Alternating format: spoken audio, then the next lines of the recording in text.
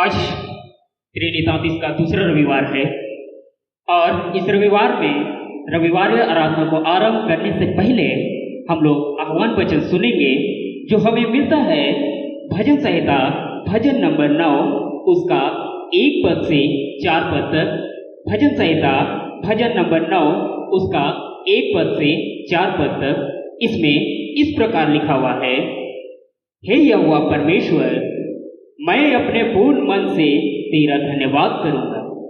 मैं तेरे सब आश्चर्य कर्मों का वर्णन करूंगा। मैं तेरे कारण आनंदित और प्रफुल्लित होऊंगा। हे परम प्रधान, मैं तेरे नाम का भजन गाऊंगा। जब मेरे शत्रु पीछे हटते हैं तो वे तेरे सामने ठोकर खाकर नष्ट होते हैं, क्योंकि तू ने मेरे न्याय और मुकदमा चुकाया है। यहाँ तक आमीन। आइए हम लोग प्रार्थना करें।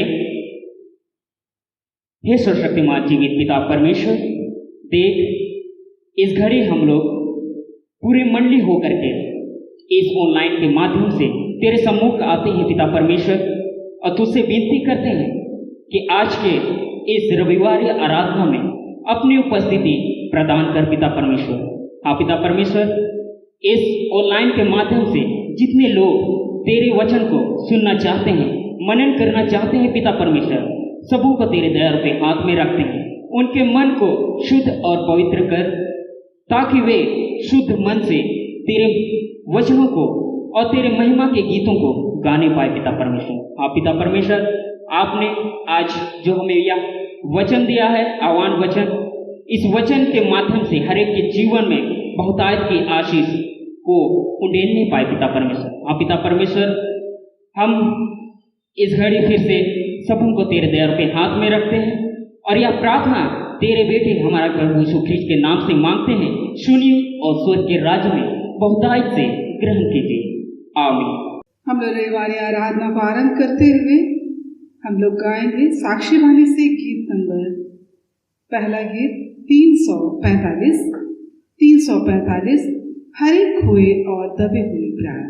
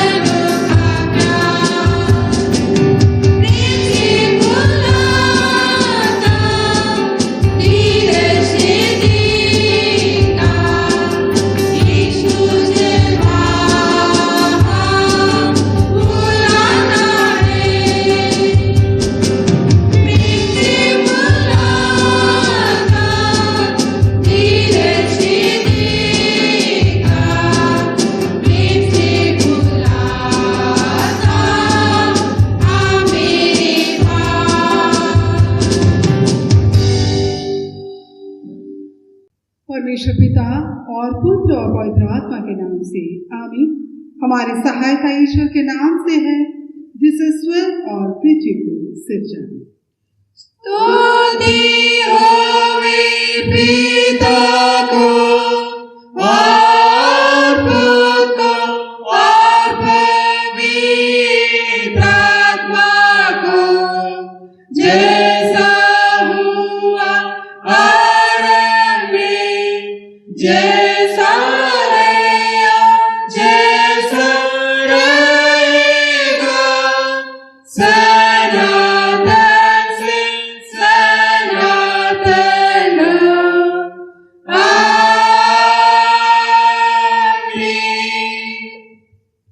हम ईश्वर के सामने अपने पापों को दीनता से मान ले। हे सर्वशक्तिमान ईश्वर दयालु पिता, हम दीनताई से अपने सब पाप और अपराधों को तेरे सम्मुख मान लेते हैं। तू अपने प्रिय पुत्र हमारे प्रभु यीशु क्रिस्त के कारण हम पर दया दृष्टि कर और हमारे सब पापों को क्षमा कर। आमीन। प्रभु हम पर दया कर, क्रिस्त हम पर दया कर, प्रभु हम पर दया कर। हम शांतिदायक वचन सुने। यशायाह 54:10। पहाड़ सरक जाएंगे और पहाड़ियां हिल जाएंगी, पर मेरी दया तेरे पास से ना सरकेगी और न मेरी कौशल की वाचा हिलेगी। परमेश्वर तेरा दया करने हारा कहता है। आमीन।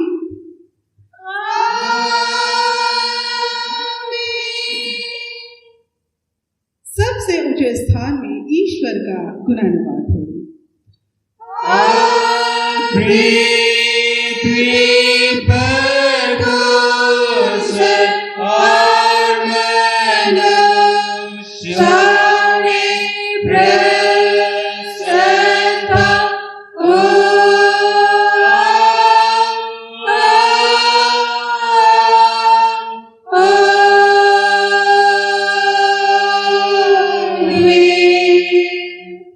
प्रभु तुम्हारे संग हो।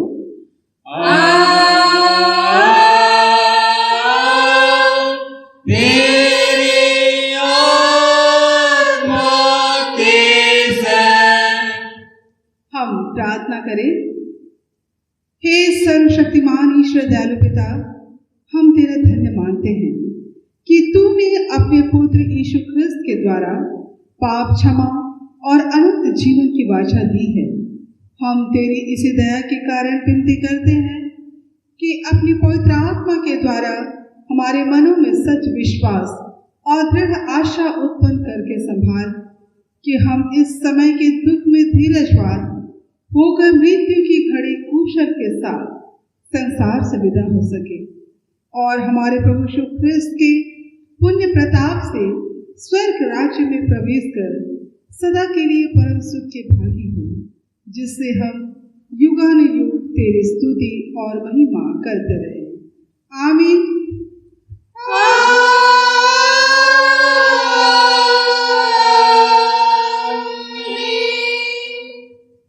आज के लिए ठहराया गया पहला पाठ वचन जो हमें मिलता है रोमी उसका 10 अध्याय 1 से लेके 15 पद तक। रोमी उसका 10 अध्याय 1 से 15 पद तक, इसमें यो लिखा है, हे भाइयों, मेरे मन की अभिलाषा और उनके लिए परमेश्वर से मेरी प्रार्थना है कि वे उद्धार पाए, क्योंकि मैं उनकी गवाही देता हूँ कि उनको परमेश्वर के लिए ढूंढ रहती है, परंतु बुद्धिमानी के साथ नहीं, क्योंकि वे परमेश्वर की धार्मिकता से अनजान होकर और अपनी धार्मिकता स्थापित करने के यत्न करके परमेश्वर की धार्मिकता के अधीन ना हुए, क्योंकि हर एक विश्वास करने वाले के लिए धार्मिकता के निमित्त मसीह व्यवस्था का अंत है। क्योंकि मूसा ने यह लिखा है कि जो मनुष्य उस धार्मिकता पर जो व्यवस्था से है चलता है वह उसी से जीवित रहेगा, परंतु जो धार्मिकता विश्वास से है या यूं कहती है, तू अपने मन में यह ना कहना कि स्वर्ग पर कौन चढ़ेगा, अर्थात मसीह को उतार लाने के लिए, या अधोलोक में कौन उतरेगा? अर्थात मसीह को मरे हुओं में से जिलाकर ऊपर लाने के लिए। परंतु वह क्या कहती है? या कि वचन तेरे निकट है और मुंह में और तेरे मन में है। या वही विश्वास का वचन है जो हम प्रचार करते हैं कि यदि तू अपने मुंह से यीशु को प्रभु जानकर अंगीकार करे और अपने मन से विश्वास करे कि परमेश्वर ने उसे मरे हुओं में से जिलाया, तो निश्चय उद्धार पाएगा। क्योंकि धार्मिकता के लिए मन से विश्वास किया जाता है और उद्धार के लिए मुंह से अंगीकार किया जाता है। क्योंकि पवित्र शास्त्र यह कहता है, जो कोई उस पर विश्वास करेगा वह लज्जित ना होगा। यदियों और यूनानियों में कुछ भेद नहीं, इसलिए कि वह सबका प्रभु है और अपने सब नाम लेने वालों के लिए उद्धार है। क्योंकि जो कोई प्रभु का नाम लेगा वह उद्धार पाएगा। फिर जिस पर उन्होंने विश्वास नहीं किया वे उसका नाम कैसे ले? और जिसके विषय सुना नहीं उस पर कैसे विश्वास करे? और प्रचारक बिना कैसे सुने? और यदि भेजे ना जाए तो कैसे प्रचार करे? जैसा लिखा है, उनके पांव क्या ही सुहावने हैं जो अच्छी बातों का सुसमाचार सुनाते हैं। यहाँ तक। आमीन। तेरा धन्यवाद हो हे ख्रिस्त यीशु। हालेलुया, हालेलुया, हालेलुया, हालेलुया।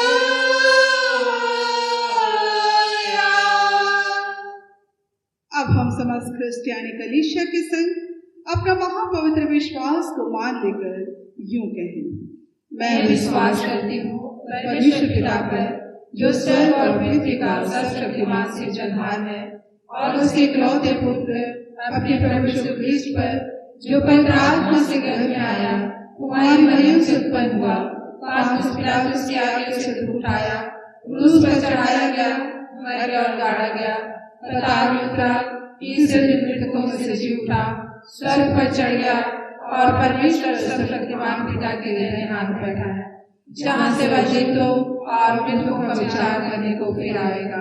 मैं विश्वास करती हूँ पवित्र आत्मा पर, एक ही पवित्र क्रिस्टियानी कलीसिया, पवित्र की संगत पर, पापों की क्षमा, देह के जी उठने और अनंत जीवन पर। आमीन।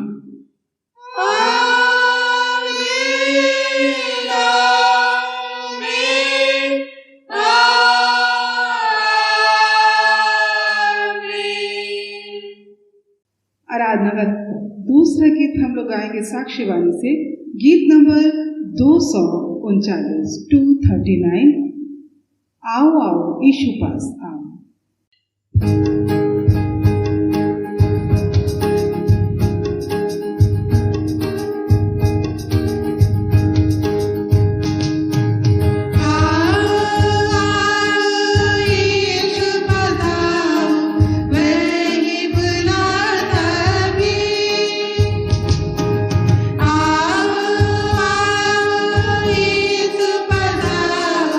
वही बुलाता भी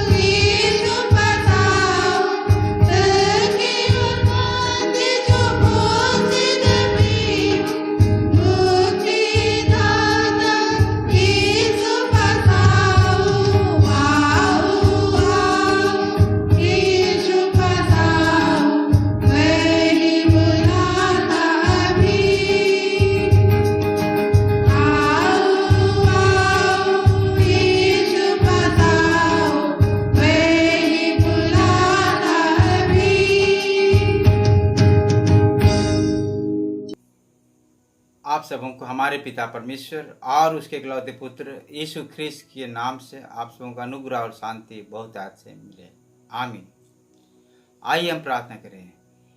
हे सर्वशक्तिमान ईश्वर दयालु पिता, हम फिर तुझे हृदय से धन्यवाद देते हैं कि तूने हम सबों को पिछले समय से लेकर अब तक पूर्ण सुरक्षा प्रदान किया है। आप पश्चातापी मृत्यु से बचाया है, विभिन्न प्रकार के दुर्घटनाओं से, महामारी से, संकट विपद से बचाकर तूने अब तक और इस सुरक्षित इस पवित्र दिन को हमें देखने दिया है। हम सब मिलकर तुझे हृदय से हम धन्यवाद देते हैं।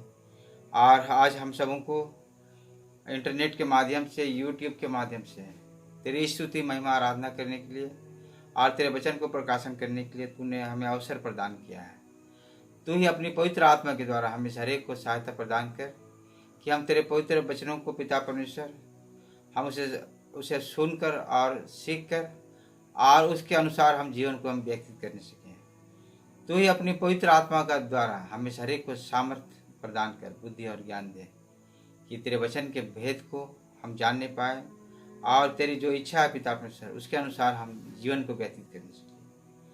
यही हमारी प्रार्थना है, तेरे इकलौते पुत्र यीशु मसीह के नाम से मांगते हैं। सुन और स्वर्ग के राज्य में ग्रहण कर। आमीन। आइए आज के उपदेश वचन जैसा ठहराया गया है लूका रचित सुसमाचार उसका 14 अध्याय उसके 15 पद से लेकर के 24 पद तक। लूका रचित सुसमाचार उसका 14 अध्याय 15 पद से 24 पद तक। इसमें इस प्रकार से लिखा हुआ है, बड़े भोज का दृष्टांत। उसके साथ भोजन करने वालों में से एक ने ये बातें सुनकर उससे कहा, धन है वह जो परमेश्वर के राज में रोटी खाएगा। उसने उससे कहा, किसी मनुष्य ने बड़ा भोज दिया और बहुतों को बुलाया। जब भोजन तैयार हो गया तो उसने अपने दास के हाथ आमंत्रित लोगों को कहला भेजा, आओ अब भोजन तैयार है। पर वे सब के सब क्षमा मांगने लगे। पहले ने उससे कहा, मैंने खेत मोल लिया है और अवश्य है कि उसे देखूं। मैं तुझसे विनती करता हूँ, मुझे क्षमा कर। दूसरे ने कहा, मैंने 5 जोड़े बैल मोल लिए हैं और उन्हें परखने जाता हूँ। मैं तुझसे विनती करता हूँ, मुझे क्षमा कर दे। एक और ने कहा, मैंने विवाह किया है इसलिए मैं नहीं आ सकता। उस दास ने आकर अपने स्वामी को ये बातें कह सुनाई। तब घर के स्वामी ने क्रोध में आकर अपने दास से कहा, नगर के बाजारों और गलियों में तुरंत जाकर कंगालों, टुंडों, लंगड़ों और अंधों को यहाँ ले आओ। दास ने फिर कहा, हे स्वामी, जैसा तूने कहा था वैसा ही किया गया है और फिर भी जगह है। स्वामी ने दास से कहा, सड़कों पर और बाड़ों की ओर जा और लोगों को विवश करके ले आ, ताकि मेरा घर भर जाए। क्योंकि मैं तुमसे कहता हूँ कि उन आमंत्रित लोगों में से कोई मेरे भोज को ना चखेगा। आमीन। मसीह यीशु में प्रिय भाई और बहनों, पिता परमेश्वर का धन्यवाद हो कि हम 33 रविवार के बाद दूसरे रविवार में प्रवेश कर चुके हैं।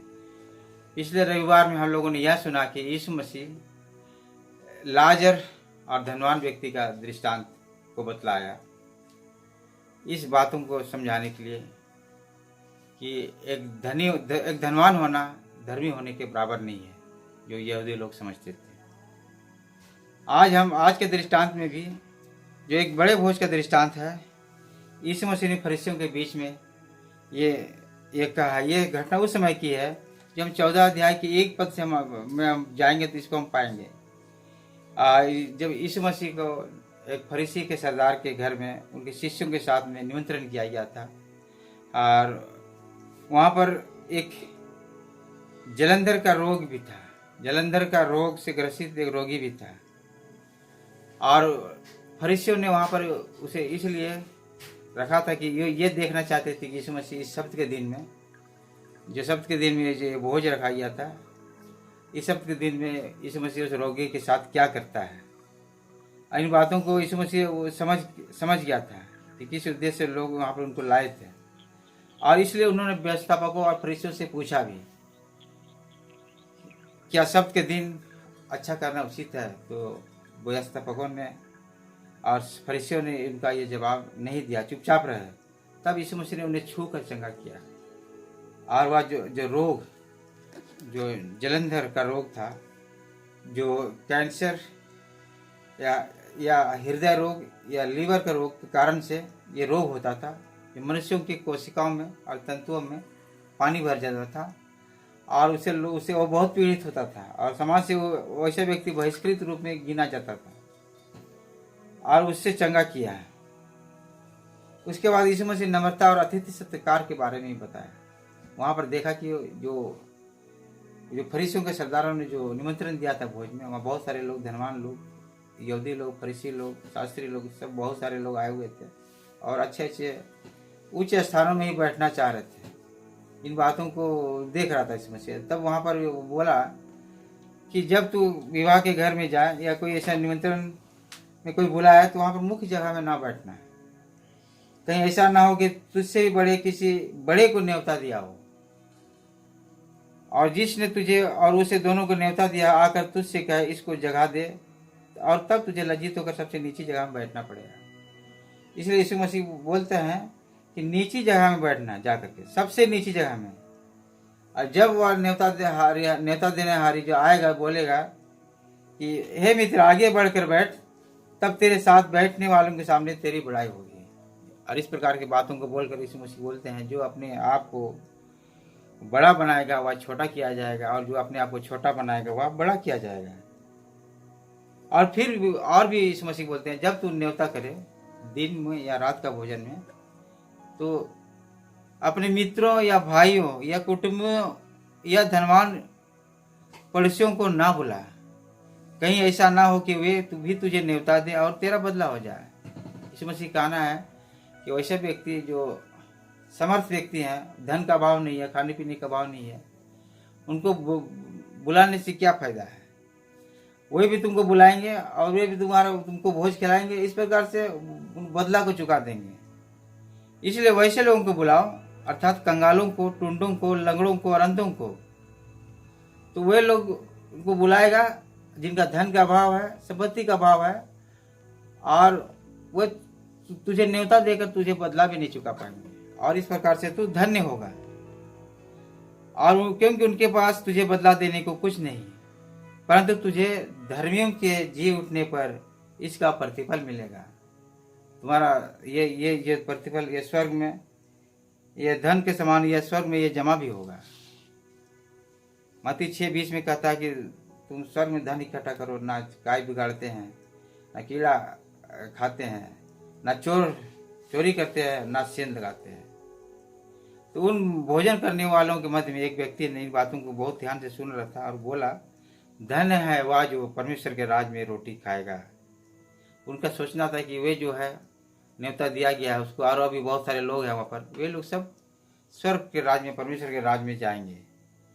तब यीशु मसीह वहाँ पर दृष्टांत को यह समझाने के लिए कहा है, अनेक लोग परमेश्वर के राज में नहीं होंगे जैसा वो व्यक्ति सोच रहा था।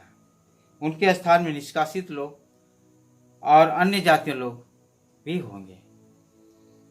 उसी दृष्टांत को बतलाने के लिए आज हम इस बड़े भोज का दृष्टांत के बारे में यीशु मसीह बतलाया है।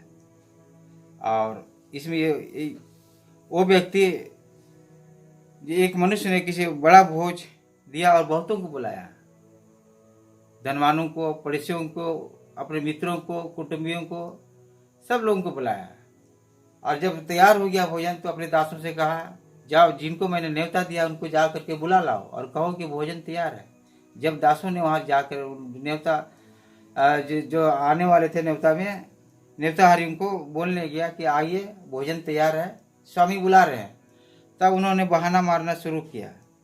पहले वाले एक व्यक्ति ने कहा कि जो 18 पद में देखते हैं, मैंने खेत मोल लिया है और अवश्य है कि उसे देखूं और तुझसे विनती करता हूं मुझे क्षमा कर दे। इस प्रकार से बहाना मार करके वो व्यक्ति उस भोज में नहीं गया। उसी प्रकार 19 पद में भी हम देखते हैं, 19 पद में देखते हैं कि उसने दूसरे ने कहा, मैंने 5 जोड़े बैल मोल लिए हैं और उन्हें परखने जाता हूँ, मैं तुझसे विनती करता हूँ मुझे क्षमा कर दे। इस प्रकार से दूसरे व्यक्ति भी जाने से इनकार कर दिया, भोज में नहीं गया। और तीसरे व्यक्ति ने भी, जो 21 पद में लिखता है, जो उन्हें 20 पद में लिखता है, मैंने विवाह किया है इसलिए मैं ही नहीं आ सकता है। इस प्रकार से लोगों ने बहाना बना करके उस भोज में नहीं आया जो निमंत्रण किया गया था। तब जब ऐसा ये दास जब तब ये स्वामी ने 21 पद में लिखता है, उस दास ने आकर अपने स्वामी को ये बातें कह सुनाई। तब घर के स्वामी ने क्रोध में आकर अपने दास से कहा, नगर के बाजारों और गलियों में तुरंत जाकर कंगालों, टूंडों, लंगड़ों और अंधों को यहाँ ले आओ। जितने भी बाजार में लंगड़े हैं, टूंडे हैं, अंधे हैं, उनको ले आओ। जो समाज में बहिष्कृत लोग हैं, धन का अभाव है, और जिसे विधिवत ये अशुद्ध व्यक्ति ये जो कहलाते हैं, उनको ले आओ। फिर दासों ने वैसे ही किया। फिर भी बोला कि हे स्वामी, जैसा तूने कहा था वैसा हम लोगों ने किया है, फिर भी जो भोज का घर है वो भरा नहीं है, और भी जगह खाली है। तो स्वामी ने फिर दास से कहा, जाओ सड़क पर और बाड़ों की ओर जाओ, शहर से भी बाहर जाओ, ताकि उनको बुला करके ले आओ, जबरदस्ती विवश करके ले आओ, ताकि मेरा घर भर जाए। अर्थात वैसे लोगों के बारे में वो बोला जा रहा था कि जो लोग अन्य जातीय लोग थे और दलित लोग थे, वे लोग। और यहाँ पर जो टुंडो हैं, लंगड़े हैं, अंधे हैं, कंगाल हैं, ये लोग जो निष्कासित लोग थे ये उनके समाज में, और ये अशुद्ध व्यक्ति के ये वो बोलते थे, और उनका विचार था कि ये परमेश्वर के राज में प्रवेश नहीं कर सकते थे। ऐसे व्यक्तियों को वहाँ पर वो दास लाया। वहाँ स्वामी वहाँ पर उन लोगों को दासों के द्वारा बुलवाया। और आगे 24 पद में देखते हैं कि क्योंकि मैं तुमसे कहता हूँ कि उन आमंत्रित लोगों में से कोई मेरे भोज को ना चखेगा। क्योंकि उन्होंने जो हमने बुलाया था, निमंत्रण दिया था कि मेरे भोज में आओ और मेरे मेज पर आओ, उन्होंने मेरे बात का अनसुना कर दिया। अपने ही विभिन्न कारणों के कारण से हमारा इसको ठुकरा दिया। आज यीशु मसीह इस दृष्टांत के द्वारा एक स्वर्ग राज्य का भोज के बारे में यह जिक्र किया है। उस स्वर्ग राज्य का बड़े भोज में, परमेश्वर के मेज के सामने के भोज के बारे में, जहाँ यहूदी लोग सोच रहे थे कि हम लोग ही इसमें जाएंगे और निष्कासित लोग नहीं जाएंगे, अन्य जातियाँ लोग नहीं जाएंगे। लेकिन इस यहाँ पे दृष्टांत के द्वारा हमने देखा कि किस प्रकार से जो उस मनुष्य ने जो भोज दिया था, उन अशुद्ध जो समाज से निष्कासित व्यक्ति थे, दलित व्यक्ति थे, उन लोग को भी स्थान दिया, और जो अन्य जातियाँ थे उन लोग को भी वहाँ पर, उन लोग को भी उसमें, उन लोग के लिए भी वहाँ पर जगह मिला। आज के पाठ वचन में हम लोग देखा किस प्रकार से पौलुस प्रेरित रोमी मंडलों को लिखा है, उद्धार सबके लिए है। जो 10 अध्याय के हम लोगों ने 1 से लेकर के आज ये 15 पद में हम लोगों ने देखा किस प्रकार से ये पौलुस प्रेरित रोमी मंडलों को बोला है कि उद्धार ये सब के लिए है, दुनिया के सब लोगों के लिए है। यीशु मसीह दुनिया के सब लोगों के लिए आया है। आज जो कोई भी अपने मुंह से यीशु को प्रभु जानकर अंगीकार करता है और अपने मन से विश्वास करता है कि परमेश्वर ने उसे मरे हुए में से जिलाया, तो वह निश्चय उद्धार पाएगा। क्योंकि धार्मिकता के लिए मन से विश्वास किया जाता है और उद्धार के लिए मुंह से अंगीकार किया जाता है। इसलिए जो कोई भी यीशु को प्रभु जानता है, प्रभु जान करते हैं, अंगीकार करता है, ग्रहण करता है, कलीसिया के बीच में, मनुष्यों के बीच में और परमेश्वर के सामने कि यीशु ही प्रभु है, जो हमारे पापों के लिए मारा गया, गाड़ा गया और पाताल में उतरा, तीसरे दिन फिर मृतकों में से जी उठा, स्वर्ग पर चढ़ी और परमेश्वर पिता के देने हाथ बैठा है। स्वर्ग और पृथ्वी का सारा अधिकार उन्हें दे दिया गया है। फिर से हमें दोबारा इस दुनिया में हम सबको फिर लेने आएगा। इस प्रकार से जो यीशु मसीह पर विश्वास करता है वो उद्धार पाता है।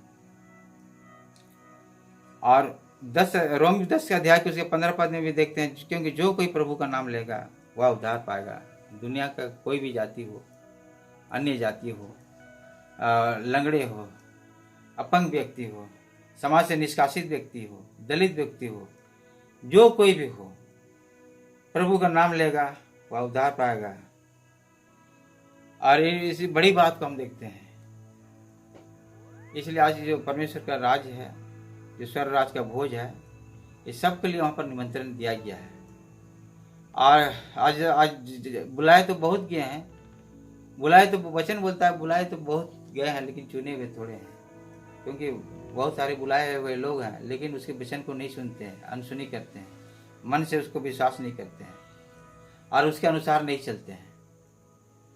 और तो वे लोग परमेश्वर के राज में, परमेश्वर के उस बड़े भोज में प्रवेश नहीं कर पाएंगे। और रोमी 10 उसके 17 में फिर इस प्रकार से लिखता है, अतः विश्वास सुनने से और सुनना मसीह के वचन से होता है। इसे मसीह के वचन या पवित्र शास्त्र से जो हम सुन करके और पढ़ करके हम विश्वास करते हैं कि यीशु ही प्रभु है और परमेश्वर ने उसे मरे हुओं से जिलाया, हम लोगों को हमारे जीवन को जीवंत करने के लिए, हमें स्वर्ग राज देने के लिए, परमेश्वर से मेल मिलाप करने के लिए। यह अवश्य है। और मसीह में प्रिय भाई और बहनों, हम 14 पद से लेकर के 15 पद में हम विशेष बात को देखते हैं। 15 पद में लिखा, और यदि भेजे न जाए तो कैसे प्रचार करें, जैसे लिखा है उनके पांव क्या ही सुहावने हैं जो अच्छी बातों का सुसमाचार सुनाते हैं। इसलिए आज अवश्य है, आज बहुत सारे संसार में लोग हैं पूरे विश्व में यीशु मसीह को नहीं जानते हैं। तो यदि जानते नहीं तो विश्वास कैसे करेंगे। इसीलिए उनके विश्वास करने के लिए हम उनके पास कोई प्रचारक बिना वो कैसे सुन सकते हैं। और उनके बीच में यदि कोई भेजे नहीं जाएंगे तो कैसे प्रचार करेंगे। इसलिए वचन कहता है उनके पांव क्या ही सुहावने हैं, ये वचन को सुनाते हैं, शुभ संदेश को लाते हैं, उद्धार के संदेश को लाते हैं।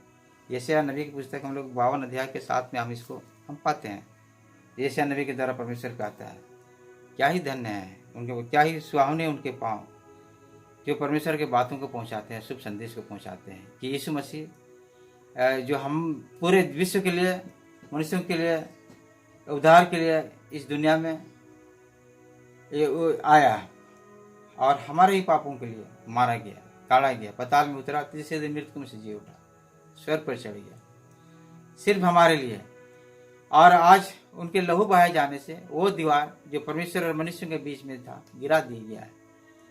और आज जो कोई भी दुनिया के लोग, कोई भी जाति का क्यों ना हो, कोई भी समाज का क्यों ना हो, कोई भी वर्ग का क्यों ना हो, सब व्यक्ति के लिए उद्धार का ये अवसर दिया गया उद्धार पाने के लिए। जो कोई भी आज प्रभु का नाम लेगा और जो कोई भी यीशु को प्रभु जानकर अंगीकार करेगा और मन से विश्वास करेगा कि परमेश्वर ने उसे मृतकों में से जिलाया, वो उद्धार पाएगा। इतनी बड़ी बातें हैं। आइए आज हम जितने भी हम उसके बुलाए गए हैं, चुने हुए लोग हम यदि हम समझते हैं तो अवश्य है कि इन सब कामों को हम एक सेवक के रूप में, एक एवेंजलिस्ट के रूप में, अब उसके राजदूत के नाई और एक चुने हुए लोग के नाई, उनके शुभ संदेश को हमको लोगों के बीच पहुंचाना है।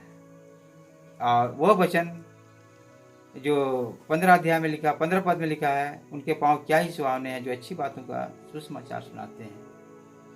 उनके हाथ क्या ही सुहावने हैं जो परमेश्वर के वचन को पहुंचाने के लिए उनका हाथ खुलते हैं, उनके भंडार खुलते हैं और उनके घर खुलते हैं, उनके विचार खुलते हैं। क्या ही धन्य है वैसा व्यक्ति और वैसा परिवार जो उद्धार के शुभ संदेश को और विभिन्न लोगों के मध्य में पहुंचाने के लिए ऐसे बड़े कार्य को करते हैं। मसीह यीशु प्रिय भाइयों बहनों, आज बड़ी आनंद की बात है कि आज परमेश्वर ने हम सबों को अपने इकलौते पुत्र यीशु ख्रीस्त के द्वारा अपने से मेल मिलाप करने का अवसर दिया है और ये बड़े प्रतिज्ञा दिया है कि आज हम जब उसके अनुसार हम जीते हैं, उसके वचन में अनुसार चलते हैं, तो हमारे लिए बड़ी प्रतिज्ञा है कि हम स्वर्ग राज में हम अवश्य जाएंगे। यूहन्ना 5:24, जो मेरा वचन सुनकर मेरे भेजने वाले पर विश्वास करता है अनंत जीवन उसका है, उस पर दंड की आज्ञा नहीं परंतु वह मृत्यु से पार होकर जीवन में प्रवेश कर चुका है। मार्ग, सत्य और जीवन मैं हूँ, मेरे बिना कोई भी पिता के पास नहीं पहुँच सकता है। यीशु मसीह ने कहा पुनरुत्थान और जीवन मैं हूँ। जो मुझ पर विश्वास करता है यदि मर भी जाए तो भी जिएगा, और जो जीता है अनंत काल तक ना मरेगा। आइए आज हम अवश्य है कि मसीह में बुलाए गए हैं कि न केवल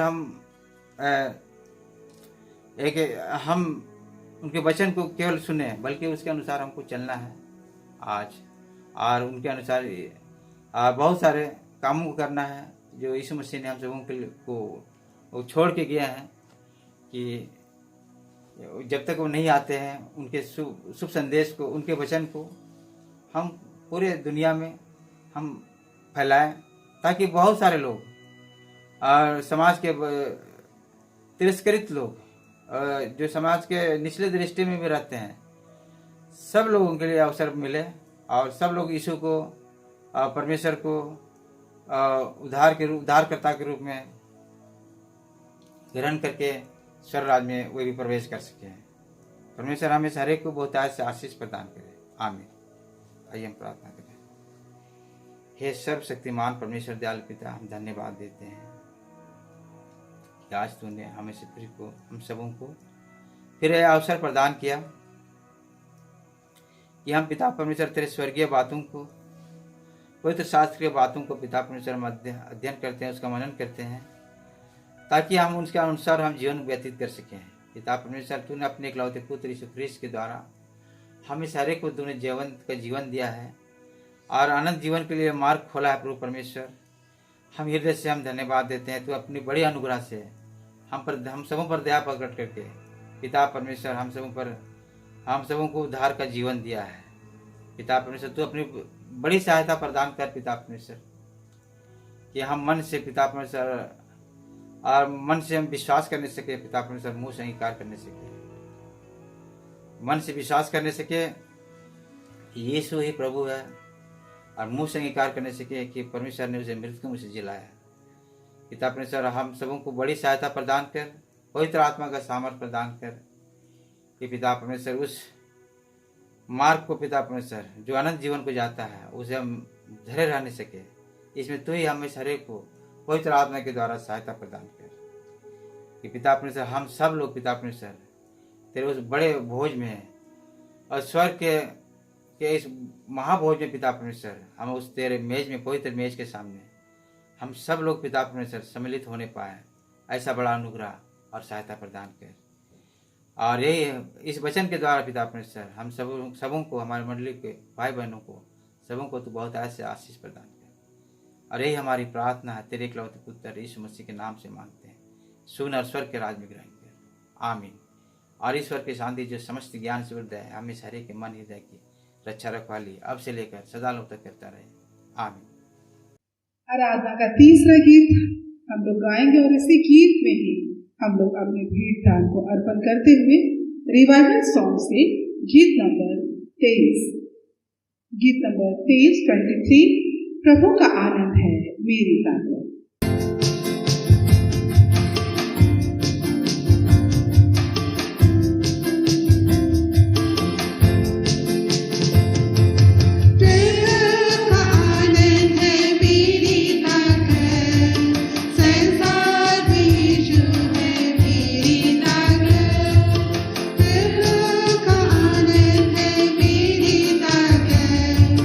संसार यीशु है मेरी ताकत।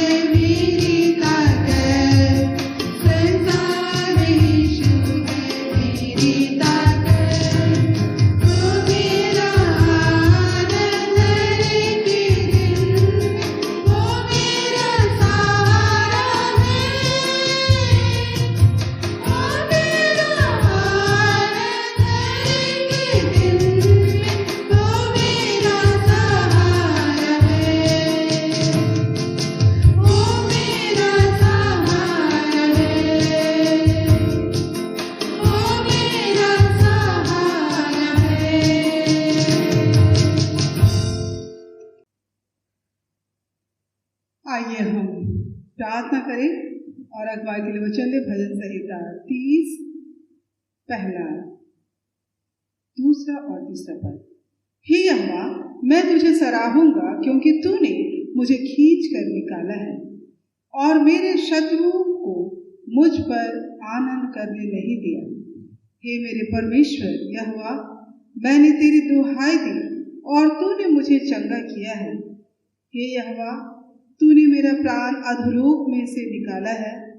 तूने मुझको जीवित रखा और कब्र में पड़ने से बचाया है। हे यहोवा, कि भक्त उसका भजन गाओ और जिस पवित्र नाम से उसका स्मरण होता है उसका धन्यवाद करो। आमीन। आइए हम प्रार्थना करें। हे पवित्र सेनाओं के वर्षों के पिता परमेश्वर, सारी आदर और महिमा प्रभु तो जीवित परमेश्वर को देते हैं कि तूने हम सबों को आज तक हमें संभाल के रखा है और तेरे विश्वास में हर एक विपरीत परिस्थिति में, विषम परिस्थिति में, विकट परिस्थिति में भी तेरे साथ साथ चलने के लिए जो तूने सहायता दिया है, हम धन्यवाद देते हैं। राय पिता परमेश्वर, पूरे विश्व के हर एक भाई बहनों के जीवन के लिए, और जहाँ इस प्रकार से हर एक अलग अलग प्रकार की घटनाओं से और दुर्घटना की बातों से अपने आप में प्रभु वे दुखित और चिंतित है। मृत्यु का डर और भय, रोगों का डर और भय, और प्रभु होने दे कि इन सभी बातों से ऊपर उठकर तेरे भय और प्रेम में हम पाए जाने वाले होने सके। प्रभु इस समय तक के लिए जो कुछ भी हम हर एक बातों में तूने हम सबों को सहायता दिया है, हम उसके लिए धन्यवाद देते हैं।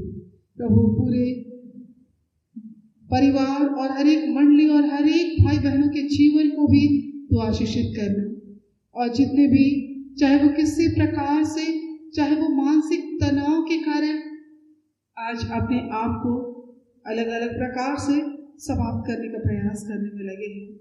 बहुत ऐसे भाई और बहनें हैं जो मानसिक तनाव से है, शारीरिक दुर्बलता से है, अनेक प्रकार की दुख और तकलीफ में है। ऐसे घड़ी में प्रभु तू अपना लहूलुहान हाथ और चंगाईपूर्ण हाथ प्रभु तू आप ही बढ़ाना। प्यारे पिता, हम इसे घड़ी हम प्रार्थना करते हैं उन भाई बहनों के लिए जो सचमुच इस समय में अपने आप को बिल्कुल अकेला महसूस करते हुए जीवन व्यतीत करते हैं। लेकिन प्रभु तू आप ही सहायता कर, क्योंकि तू हर एक के मन और हृदय में वास करने वाला हमारा जीवित परमेश्वर है, और तू हमें हर एक विपरीत परिस्थिति में तू खड़ा करने वाला परमेश्वर है। उसके लिए धन्यवाद देते हैं। हम प्रार्थना करते हैं हमारे देश विदेश के सभी भाई बहनों के जीवन के लिए, और हमारे देश और हमारे हर एक प्रकार के स्तर के जितने भी नेता और जितने भी राजकीय सभाओं और न्याय स्तर और हाकिम और जितने भी कर्मचारी और जितने भी मीडिया के हर एक कर्मचारी हैं, उन सबों को पर प्रभु तेरा ही नियंत्रण होने सके, ताकि वे अपनी इच्छा नहीं परंतु तेरी पवित्र इच्छा को नजदीक जान करके तेरे निकट बने रहने सके, ताकि हम सच्चे सर के साथ, हम सारी गंभीरता के साथ, भक्ति के साथ इस जीवन को जो तूने दिया है हम बिता सके। हमारे कलीसिया के अंतर्गत जितने भी अलग अलग संस्थाएं हैं, उन सबों को भी जब वे भी ऐसे घड़ी में अनेक प्रकार के संकटों से जूझ रहे हैं, तो उन्हें भी ऐसे समय में प्रभु तो संभाल कि वे एक अच्छे विश्वास में और तुझे परमेश्वर के विश्वास में स्थिर रहते हुए एक नया सामर्थ और नया बल के साथ अपने आप को तैयार करने पाए। हर एक बच्चों के लिए, हर एक जवान बेटे बेटियों के जीवन के लिए, हर एक माता पिता और उन बुजुर्ग माता पिता और रोड में पड़े हुए हर एक भाई बहनों के जीवन को भी तू प्रभु तो ऐसे घड़ी में तू आप ही संभालना और उन्हें स्थिर और दृढ़ करना। इस समय जब खेती बाड़ी का समय है, वैसे घड़ी में एक एक भाई बहनों को भी एक ऐसी अगुवाई दे कि समय पर धूप पानी और वर्षा उन्हें मिल सके, ताकि जो कुछ तेरी ओर से दिया हुआ भाग है उस जमीन पर वे खेती कर पाए और सारी आशीषों का भाग प्रभु और तेरी ओर अपने आप को प्रस्तुत करने वाले होने पाए। हम इसी घड़ी हम प्रार्थना करते हैं उन भाई बहनों को जो विश्वास से उलट जाने की स्थिति में है, प्रभु तो उन्हें तो बचा लेना, ताकि वे हर एक परिस्थिति में एक सच्चे पश्चाताप के साथ तेरी ओर फिरने पाए।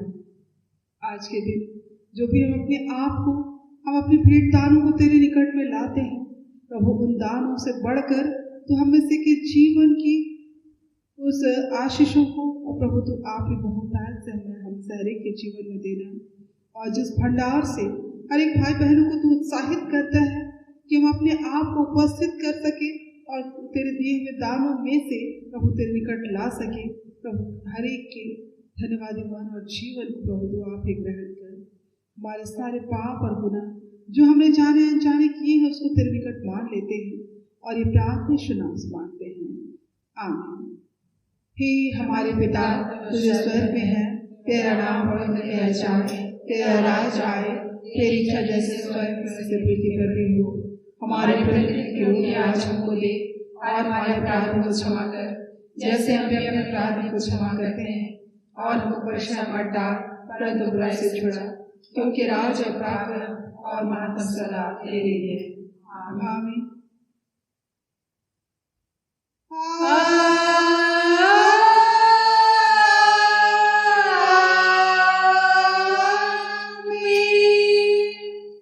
अब परमेश्वर का आशीर्वाद विश्वासी और दिल मन से ग्रहण करे। परमेश्वर तुझे आशीष देवे और तेरी रक्षा करे। परमेश्वर प्रभु तुझे प्रकाश करे और तुझ पर अनुग्रह करे। परमेश्वर प्रभु तुझे प्रकाश करे और तुझे कुशल देवे, आमीन।